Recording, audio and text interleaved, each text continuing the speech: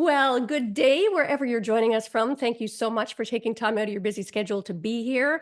Always look to deliver value to help you negotiate a better life. And you're in for a treat today. We're going to be talking with Jason Yarusi about negotiating a purposeful life to build a multi-million dollar empire. So you get the best of both worlds. If you're looking for a little finance and a lot of purpose, you've come to the right place today. So welcome, Jason. It's great to have you here. It's great to be here, Cindy. Thank you for having me. And for those of you who may not know him, Jason, he's an active real estate syndicator and investor. He manages a fund of over $300 million. He hosts the Multifamily Live podcast, and he's the founder of the Multifamily Live Club. Beyond real estate, he's an avid ultra runner and workout enthusiast, and he also does a lot of work around helping people live into their purpose and embrace life fully. And we're going to be digging into a little bit of both of those. And more importantly to him, he's, a very loving father to three amazing kids and a great husband. So Jason, you've got this interesting split, right? Or a double facet approach, if you will, to business. You've got this successful real estate syndication investment, but also, I would call it a personal development empire. So how did you come to focus on both of those and reconcile them? I think it started with me working on myself, right? Because for many years, I was doing everything wrong. I was making really bad decisions. I had a lot of loss in my formative years, and that really put me in a downward spiral where I didn't have much positivity in my life, and I was very lonely in my own realm. Even if I had friends around, I just felt really lost in my universe, right? So went to college really just without a lot of direction, and ended up picking a major, and I got a finance degree, and just left college with thought of like, what am I doing with this? I don't want anything to do with this. And so I moved to New York City, and I just started working very odd jobs, right? So working in bars, restaurants, just picking up things, just like letting things happen to me in life instead of just actually choosing to take hold of life. Yeah. And I did that for a number of years, 5, 6, 7 years, where I was just really unhappy, really angry, and blaming everyone around me, right? So I was putting a lot of emphasis on, hey, it was everybody else's fault, right? So Yep. that person's fault, the cat's fault, my upbringing, my parents, my schooling, like anything around me, it was someone else's fault. And I remember I was leaving from work one night in New York City. It was 2, 3 in the morning, just hating where I was, hating everything that was around me. And I got on my bike, I rode across Manhattan, I made a right on Second Avenue, and out of nowhere, a car came out and hit me, and I Oh, flew into the Jesus. air. And I came to, got up, and I got pulled out of the street by some kids that were French because they were speaking French, pulled me out Yeah. of the street, and got in the ambulance, taken to the hospital. I had got stitches in my chin, the back of my head, a broken shoulder, and a pin in my wrist. And all I could think about was, whoa, I have to get back to work because I need to make rent. And there was this moment of like calm where I just had this pause where I was like, okay, let's hold on a second. You hate where you are, you don't like what you're doing, and all you want to do is anything away from what you're doing. And now you get hit by a car, and all you can think about is getting back to this job that you don't want to be at. And there was this moment where I was like, okay, listen, if I'm going to continue to do crazy, chaotic things, I can't be upset with the results because I'm choosing to do these things that I don't want to do, and I'm not happy with it. So either take it or change something. Yeah. And I'm not going to say that the next day was like this magical epiphany, but I just started to make some small changes. And lo and behold, right? So stop drinking at night, start to get up earlier, start to have more of a workout routine, start taking some information that was positive, start to read some books, start to do little things. And these little things started to snowball into more productivity and more positivity. So I went from working in bars to actually opening up my own bar, and I opened up a restaurant in New York City. I opened and sold a brewery in New York City. And that led me into the world of really entrepreneurship in his own light, but just Yeah. creating businesses. So I went out and helped my dad really scale his construction business in New Jersey before moving into real estate. And what I found was that everything I've come with is that I had to get back to me, right? So we talk about negotiation here, and it was that I was constantly negotiating myself what Yeah. not to do, right? Oh, Yeah. tomorrow would always be a better day, maybe next week or next month, and Yeah. you can do that for years, right? Yes. Today's not the right timing. I'll choose to do in a week, or when I read this next book, or when I go take this next course, or when I meet this special someone. And I was doing that for so long, and now I found that the actions I've taken, although it's not always perfect, it's rarely perfect, it at least continues to guide me along the Yeah. way. And that positive training in my mind has allowed me to grow and scale, and now go and really accomplish what we've done in the real estate format. But then when people ask, like, how did you start to make change? I started to look back on the steps I take, and it had a path that I really had to be self-aware with Yeah. how I was showing up, and just saying I wasn't showing up right. I wasn't showing up well in the morning. I was taking things the wrong way, and I was being critical, and I was not taking good advice, and I was not taking action. And then I had to start positioning myself for a better future. And slowly but surely, it started to create more positive momentum, which has led us to where we are today. Wow. I did not know that about the accident. I mean, it's interesting as you were saying that, it reminded me too, Brendan Burchard, right? I mean, total epiphany for him as well when he had a motor vehicle accident, was hit. I think he was cycling and Oh, uh, yeah, and ended up having the accident, totally changed, and now he's one of the leading personal development people as well. And I want to unpack for our listeners. There's so much there as well. I love when you're saying about that. Oh, tomorrow or next week or when I get this. I speak a lot about that. I call that the 1 day mindset. Right? When this happens, then I'll be able to. When this happens. And I really just wanted to give a shout out to you, Jason, and raise it as an awareness for our listeners out there.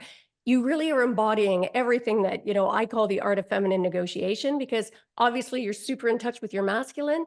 And yet I so appreciate you showing up here with that vulnerability and transparency and sharing your story and taking ownership for all the bad decisions you made. We're so conditioned not to do that. And I think that when we can tap into that and be honest about it, that's when things start to really change, and taking that 100% responsibility for our lives. So I want to talk about, both the real estate negotiation aspect and the purpose-driven life. But, what you said made me really want to start with the mindset piece, because, I often say negotiating our mindset's our first and most important negotiation. So obviously you really conquered that and continue to work at that with intention. So what advice would you have for our listeners on negotiating our mindset so we can show up more powerfully, get more of what we want in life? just understand it's constantly a work in progress. Yeah. And each day it's that same fears, doubts, they try to creep in. But the more we can set up our barricades, the Yeah. easier it is for us to turn up in a better light. And you want to bring positivity into the morning and create controls, right? And like, I get up early, but like, say you get up at 10, whatever time you get up, you have to create controls in your morning, because many times I see people that their day is reckless because they start reckless, right? Yeah. They maybe get up and they hit the snooze button 3 or 4 times, and now they're rushed. Maybe they get out of bed, they stub their toe, they rush down, they get showered, they run down, they grab something poor to eat because they're in a rush. They get into their car, they get stuck in traffic. Now they're angry, and then now they get to work and there's fire after fire, and they get Yeah. to the end of the day, they take a trip home, they're in traffic, and now they're sitting down at the end of the night, they're watching Netflix, drinking a beer, and they're like, oh, never again. And then the same thing repeats the Yeah. next day and the next day and the next day. Yeah. And what I found is that my morning is not perfect, but I get up and I take a moment where I get up, I drink a glass of water. I do 5 to 10 minutes. It's usually 6 to 11 minutes of meditation through an app. I will go work out, and then I will come back, and typically Pia, my wife, will get up, and now she'll go do her thing while I'll start to hang with the kids for a couple minutes, and I'll just have that moment of Yeah. pause. And so when I come to work or when I go to do some activity and that fire kicks up, I've already created my win for the morning. And Yeah. now I have my head on straight that I can go put my focus onto it. Yeah. And when you do that, you find that you have more calm to situations, because I used to just constantly be in reaction mode, right? I was just reacting at all times. And when you're reacting, it's everything seems like a fire, and you constantly feel under the gun. And we deal with some big projects here, so there can be some stressful moments. But the more I can pause and ask myself, okay, is this a momentary stress, or is this something that I really have to put all my focus and Yeah. awareness into? And when I find that, it makes decision making easier, and it makes my preparation easier. And so if you can ask yourself, like, what are 2 things or 3 things I can do that it almost prepares me, right? You think about, like superheroes get their costume on, or like, or certain people do their certain training, or you see like Yeah. someone who is in basketball, they go to a free throw line, they have that certain rhythm they do each one. Like, Yeah. what is that training that can get you in the mold each and every day just to be ready? It could be going in there and saying affirmations in a mirror. It could be, Yeah. changing up and brushing brushing your teeth with your left hand if you're right-handed, just to open your mind up. Like, what is it that you do that can just set your stage each and every day? And it doesn't have to be Yeah. big, but it just has to be, okay, now I'm good. Let's Yeah. go. I love that. And it's just about being intentional, right? Rather than we're almost like rats in the maze, everything we are conditioned to do society with all our to do agendas. as opposed to recognizing the power of a pause. And, when we give ourselves the grace and space, sometimes it also allows for new ideas to flow in that we would otherwise have been spinning our wheels for hours or days or weeks or never get there without it. And I want to really put a pin for our listeners as well. Notice that Jason started with that positivity piece. And I know it can feel like it's hard these days with the media flouting all the negativity. But we can't control everything that happens in the world. We can't control a lot of the external, but we can control what we choose to let in, what thoughts we choose to focus on, what meaning we attach to those thoughts. So I love that you really push that positivity thing. And I embrace for our listeners out there who maybe are feeling a little overwhelmed or feeling like everything's going to hell in a handbasket in the world. Just take a moment to look around you and find some things you can be grateful for and find that positivity, as Jason was saying. Now, how do you think, Jason, we can enhance our self-awareness? I think so many of us are just in that sort of robotic, conditioned model. Any tips on how we can elevate our self-awareness? Yeah, I do want to touch on the one thing you just said right there is Yeah, that, my mom, she would say to me, like, I wish the news would just stop scaring me. And I would say, well, just turn off the news.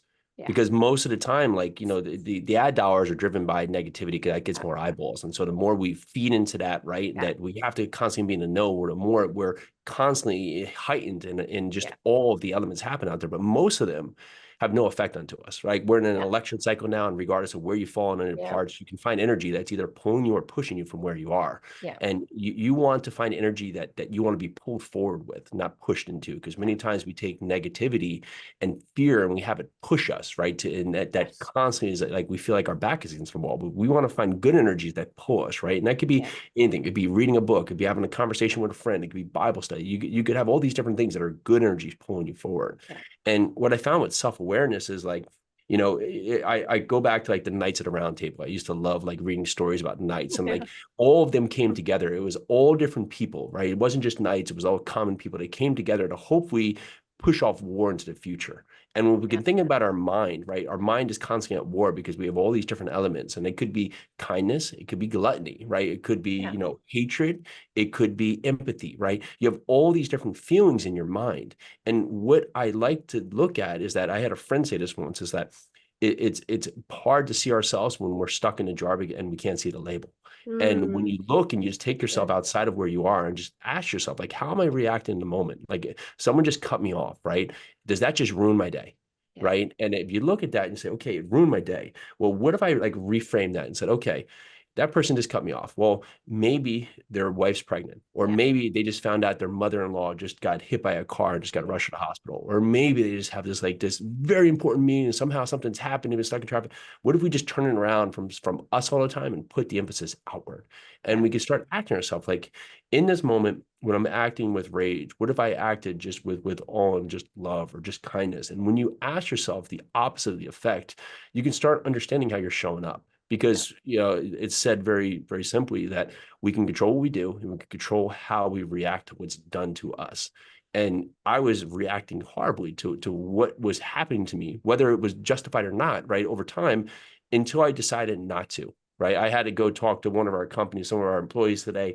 And I was like, I thought of it after. I was like, I would have handled that very poor about a decade ago. I would yeah, have gone and been very angry and handled that in a very yeah, different light. And I had a conversation today that was productive in his own realm because I've learned from my mistakes. yeah. And until we decide to show up and learn how we're showing up, it's going to be hard for us to break the patterns that we're stuck in right now. I love that. And it's really at its core, in some ways, it's about empathy, right? And as you were saying that about, maybe someone just found out that they're on their way to the hospital. I had my epiphany on that about 30 years ago. And, my dad died unexpectedly at only 52 years old of a heart attack. And on the way to the hospital, it was pouring rain and I'm looking around at everybody going about their business and thinking, and all of a sudden it clicked for me. Oh, My wow. God, on any given day, somebody that you pass might be Yeah. dealing with an absolute crisis. So just why not tell ourselves a different story? If somebody's being an Mhm. ass, instead of saying, "Oh, that person's such an ass," it's like, okay, what empathy can I bring to the table to this? What story can I tell myself to have this interaction be different? I love that. Now, Yeah. how do It's we like if you quiet? see two people yelling, if one person just stops yelling and just Yes. literally talks in a very monotone voice, it's hard for that other person to keep yelling, right? Because Yeah. they're at a certain point, they just can't keep it. But if you Yeah. heighten it with it, then everybody's yelling. But if you Yeah. bring it back down, it's hard for them to continue on that pace because it's no longer that drive or that energy from the other person. I love that. And I write it's very counterintuitive and people think I'm crazy, but I find that's a really effective strategy if you're negotiating with bullies and they're ranting. And I ascribe qualities to them that are sort of aspirational. I'm like, I know that treating people with dignity and respect is really important to you. Yeah, And fantastic. while they're appearing in the opposite frame, and almost always it takes them a second, but then you can see everything recalibrating and all of a sudden it triggers reciprocity and they get a little more respectful. It's interesting. Yeah. Now, a lot of us suffer from that inner critic, right? So, any thoughts on how we can quiet that inner critic that stops us from stepping into our full power? So with my little kids, I mean, I remember just growing up and just constantly having, just doubt. Like my parents, they did their best, but they struggled a lot in the Yeah, small family business. So they yeah, constantly looked at, money or other people in just a way that constantly brought negativity. And I've yeah, been trying to reframe that energy for my kids because I fall into that pattern. yeah, Like that's my natural pattern that I've learned to fall into. And so it's been a pattern for me to break free of. But I've been trying to put positivity into my kids in the morning, just talking in words. And where it comes to is it's your wording to yourself. And they say that, you would never talk to anybody else like your mind yeah. talks to you. That's true. And when you can think about that, you say, like, why am I really this awful? No. Yeah, Take your words out and start putting positivity in your words. Like, I can do this. I will do this. Why not me? And when yeah, you ask those questions, you start to realize that you have everything you need, just like anybody else. The only difference may be that they've acted upon what they have, and you're just waiting to act upon it yeah, until you start act upon it now.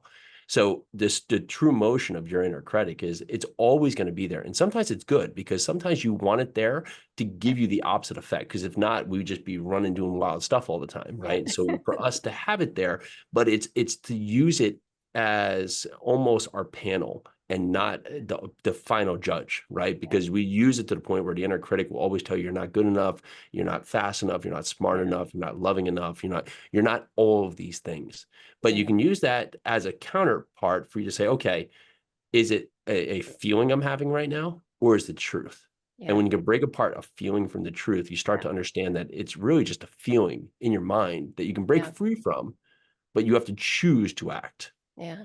I love that you started answering the question talking about that sort of baggage from your childhood because and as you said it totally resonated with me because we grew up in a little rental apartment. Money was always an issue.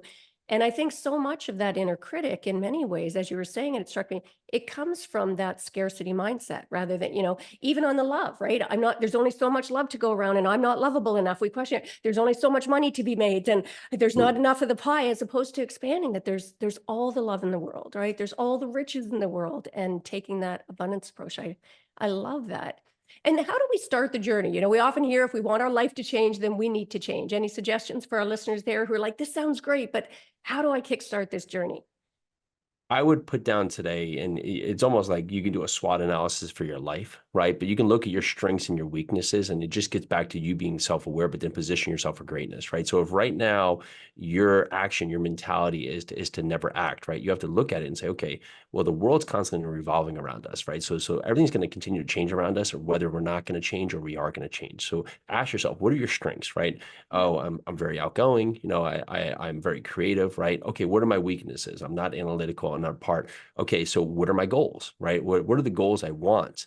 And then we can break down actionable tasks to get to the goals. So like if the goal is to start a business or the goal is to make $1 million or the goal is to yeah, meet that special someone, where we get lost upon the journey is that we get so caught onto the goal that we forget about the goal is just like it's a mile marker out there, but it's not the pinnacle moment. And we yeah, get so lost in the goal. And so I'll give you an example is that I've run some long distance races. So I ran a 100-mile race a couple of times. And if I was to think about it, like the first wow, step, like, oh, I only have to go 99.9 more miles, my mind would be like, oh, forget it. yeah, Let's just give up now, right? Forget yeah, it. Like that's it, right? But that's how we think about our goals, right? It's in the New Year's resolution effect. There's no foundation, right? yeah, So we start and we fail ultimately because 92% of New Year's resolutions fail because there's no reasoning behind it or no action.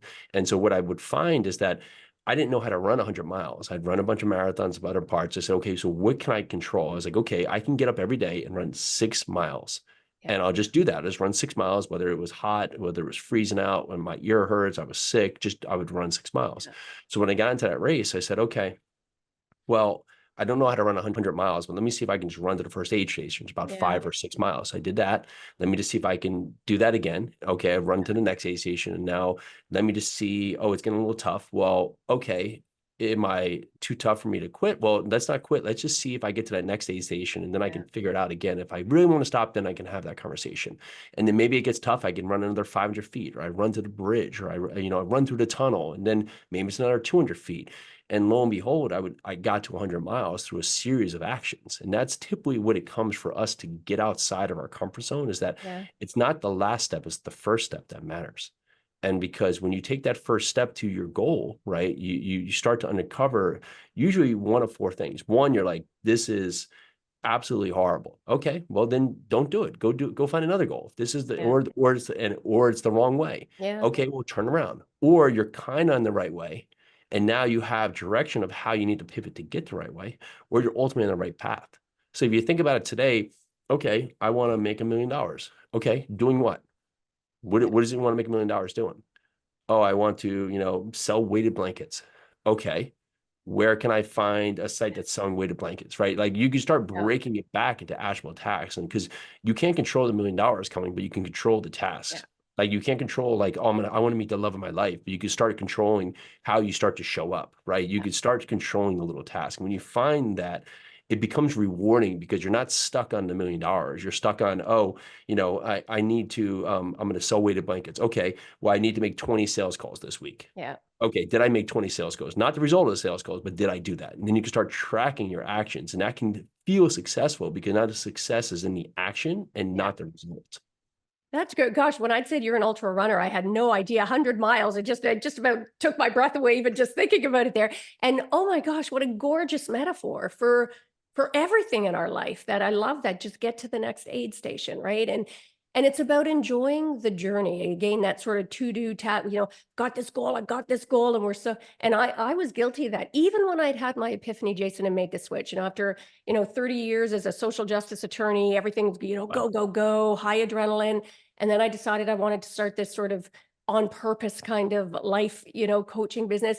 And I was so focused on the goal that I was bringing that same energy that I brought to the practice of law into this. And I finally had my epiphany that Oh, wow. it's the journey. Like enjoy none of this is worth it if I don't enjoy the journey. So now Yeah, tell us about your Live 100 program and like how sure. can we use it to negotiate our best lives?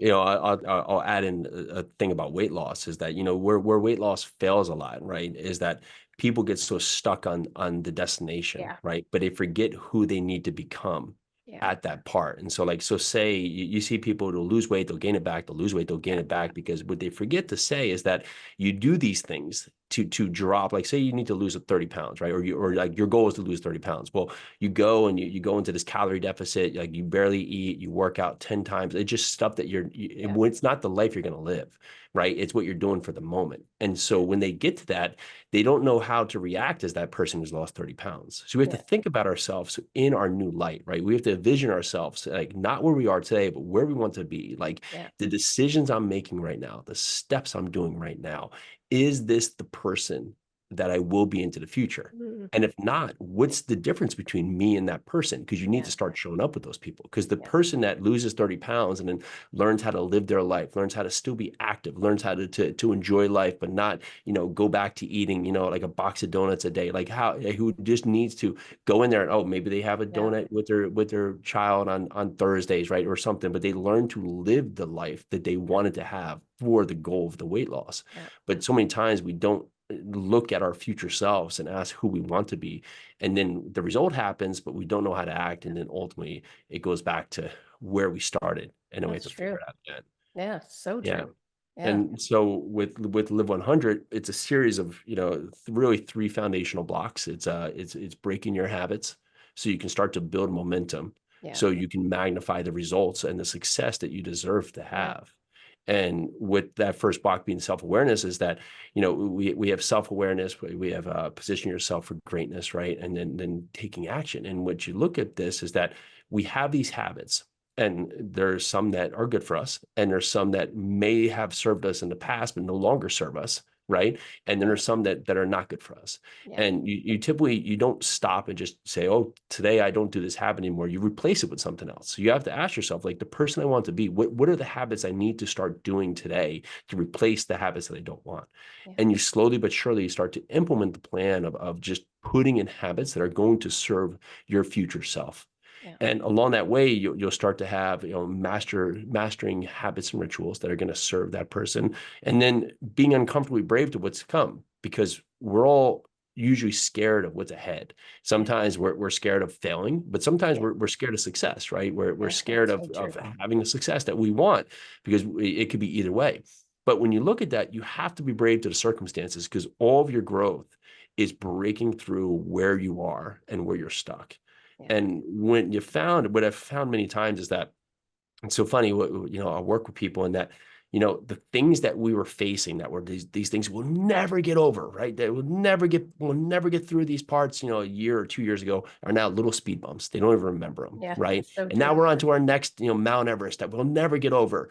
And then a month from now, right, it will be just a little speed bump or something we don't remember, because usually in our mind, we make these things so impossible to get over, right? But if you ask yourself, is this something I'm even going to remember 5 years from now? Yeah. If the answer is no, then just Yeah. let it go right now and Yeah. just get by it, right? But if it's something major, right? Okay, then how are we going to get through it right now?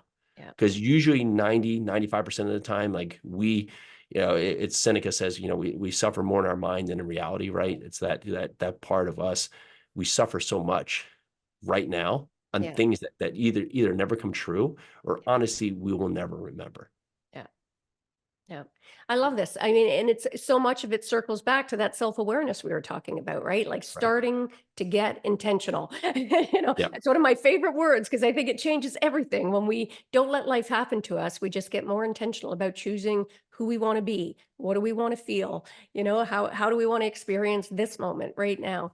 Now, we were talking before we actually got online here today about success and how we've been conditioned to define success based on these certain parameters that may not serve us well. I'd be interested. How do you measure success, Jason?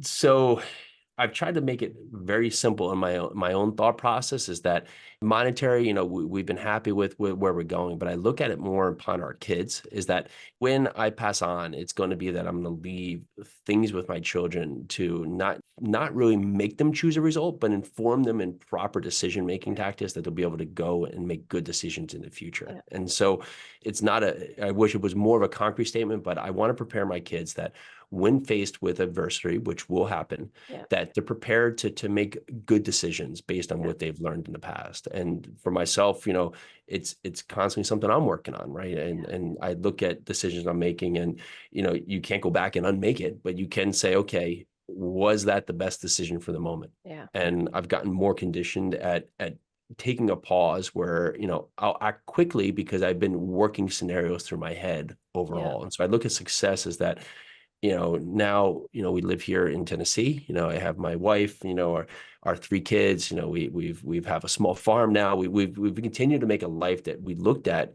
5 years ago, 8 years ago, 10 years ago, about items that we wanted, that we said, okay, here's the direction we're going, and now they're showing up because we've continued to put the energy into them, Yeah. right? And so Yeah. with that, it gives me the opportunity to say, okay, so what's that next opportunity we want to do? And what you find is that with part of Live 100, it's allowed us to show other people that, okay, you can go out there and put yourself into the universe and find that if you give out there in the universe, a lot of things that you want to have happen, because it's not so stuck that I need this, is that I can come help others. And with helping others, more shows up than you would ever expect. Yeah. So true. It's funny. We talked about the power of the pause, and there's such power in service, right? Coming from a place of service, you can get so much back. And also ties back to what we were talking about, that abundance, right? Because when you approach life with this abundance mindset that I've got lots to give, and when you Mm. do it without expectations, then things tend to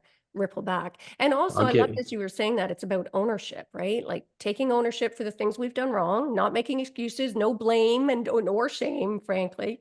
Sorry, you were going to say something? Yeah, well, so when we first got into buying apartment communities, and I had just bought my first one, and I was in New Jersey, and we had brought a 94 unit apartment building in Louisville, Kentucky. Yeah. And I was like, it'd be good to get around other people that were doing this. But in New Jersey, there was like all these different meetings that were like all different forms of real estate, but nothing that was really targeted on what I was doing. So Yeah. I was like, okay, let's just start a meeting talking about buying apartment buildings with just no, like there was no thing I wanted from it. It was just want to get Yeah. around other people and just tell them what we're doing and doing. And like the most fantastic thing happened is that, that grew from like we had like 25 people at the first meeting, it grew to like 3,000 members. It was Wow. this huge group, and all of a sudden people were out there going from like, leaving their job to go buy apartment buildings, like getting together in these different teams, like going to Yeah. change the direction of life. And then from that, there was no ask there, but I started to have investors invest with us. There's just Yeah. all these things happened from me saying, it'd be interesting. Why don't we create a meeting with other like-minded people? Yeah.